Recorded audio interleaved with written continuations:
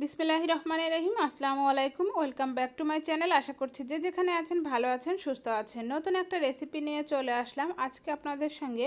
অসম্ভব মজার মিনি প্যানকেকের রেসিপিটা শেয়ার করব। আশা করছি আমার আজকের এই রেসিপিটা আপনাদের খুবই ভালো লাগবে। আমার রেসিপি যদি ভালো লেগে থাকে তাহলে অবশ্যই আমার চ্যানেলটি সাবস্ক্রাইব করে পাশে আসা ছোট্ট বেল বাটনটি প্রেস করে রাখবেন পরবর্তী সব ভিডিওর আপডেট পাওয়ার জন্য। চলুন তাহলে আমরা রেসিপিটা তৈরি করে নিই। প্রথমেই আমি এখানে একটা বোল নিয়ে নিলাম, আর তাতে এখন আমি নিয়ে নিলাম একটা ডিম দিয়েই আমরা এই প্যানকেকটা তৈরি করে নিব। আর ডিমটা রুম টেম্পারেচারের হতে হবে। তারপর এখানে আমি দিয়ে দিয়েছি স্বাদ মতো লবণ, আর এখানে আমি দিয়ে দিয়েছি মেজারমেন্ট কাপের হাফ কাপ পরিমাণে চিনি। তবে চিনির পরিমাণটা আপনারা চাইলে পছন্দ মতো কম বেশি করে দিয়ে দিতে পারবেন। এখন খুব ভালোভাবে মিক্সড করে নিতে হবে। আমি একটা হ্যান্ড হুইক্স দ্বারা খুব ভালোভাবে এটাকে বিট করে নিচ্ছি। এই যে চিনিটাকে খুব ভালোভাবে গলিয়ে নিতে হবে।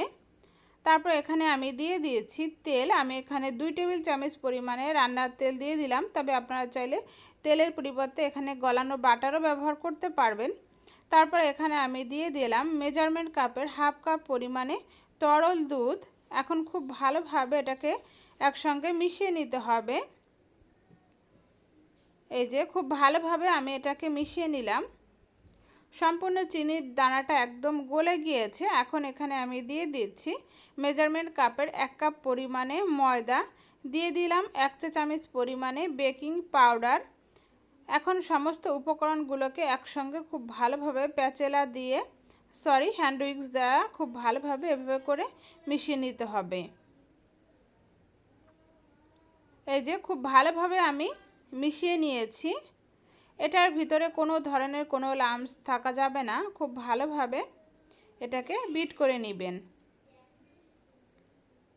এই যে আমাদের মিশ্রণটা কিন্তু একদম রেডি হয়ে গিয়েছে।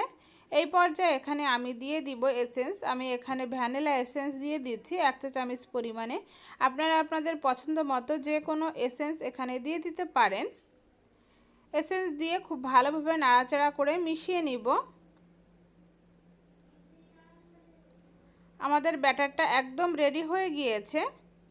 এখন আমরা প্যানকেকটা তৈরি করার জন্য চুলায় চলে যাব। চুলায় একটা প্যান বসিয়ে দিয়েছি, আর তাতে আমি এই যে এভাবে করে ছোট একটা 1 টেবিল চামচের যে চামচটা থাকে মেজারমেন্ট কাপের সঙ্গে, তো সেই চামচটা দিয়েই এভাবে করে ছোট ছোট করে আমি প্যানকেকগুলো দিয়ে দিব। ব্যাটারটা এখানে দিয়ে দিব। এতে করে খুব সুন্দর একটা সাইজে তৈরি হবে। প্রত্যেকটা একই সাইজের হবে।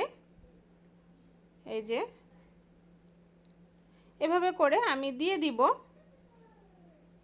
আর এই পর্যায়ে চুলার আঁচটা থাকবে একদম লো আঁচে রেখে তারপরে প্যানকেকটা তৈরি করে নিতে হবে। প্যানে যে কয়টা দেওয়া সম্ভব আমি এখানে সেই কয়টা দিয়ে দিয়েছি। আর এখানে প্যানের ভিতরে সামান্য পরিমাণে তেল দিয়ে আমি টিস্যুর সাহায্যে সেটাকে মুছে নিয়েছি। এতে করে প্যানকেকটা খুব সুন্দরভাবে উঠে আসবে। কয়েক সেকেন্ডের ভিতরেই দেখবেন এটার উপর থেকে এই যে এরকম দেখা যাবে, এরকম ছোট ছোট ছিদ্র তৈরি হবে। এতে করে বুঝতে পারবেন যে একটা পাশ হয়ে গিয়েছে। তখন এটাকে উল্টে দিতে হবে। এই যে দেখুন, এটা আমি উল্টে দিচ্ছি।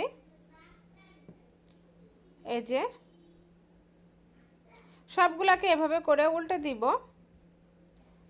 খুবই মজার, ছোট থেকে বড় সবাই কিন্তু এটা খুবই পছন্দ করবে, আর ছোটরা তো খুবই পছন্দ করবে। কয়েক সেকেন্ড অপেক্ষা করব, তারপর এটাকে আবারও উল্টে পাল্টে আমরা তুলে নিব। এই যে আমাদের প্যানকেকগুলো রেডি হয়ে গিয়েছে। আমি একটু উল্টে দেখাচ্ছি আবারও আপনাদেরকে। এই যে এভাবে করে সবগুলো প্যানকেকই আমি তৈরি করে নিব। আমি সবগুলো প্যানকেক এখানে তৈরি করে নিয়েছি। এখন এটার উপর থেকে আমি কিছুটা মধু দিয়ে দিব। মধু এবং চকলেট সিরাপ দিয়ে আমি প্যানকেকগুলোকে পরিবেশন করে নিব। আপনারা চাইলে এমনিও খেতে পারেন। এটা খেতে কিন্তু খুবই মজা। এভাবে করে আমি একটু চকলেট সিরাপ দিয়ে দিলাম। আশা করছি রেসিপিটা ভালো লেগেছে। ভালো লেগে থাকলে লাইক দিয়ে উৎসাহিত করবেন। আল্লাহ হাফেজ।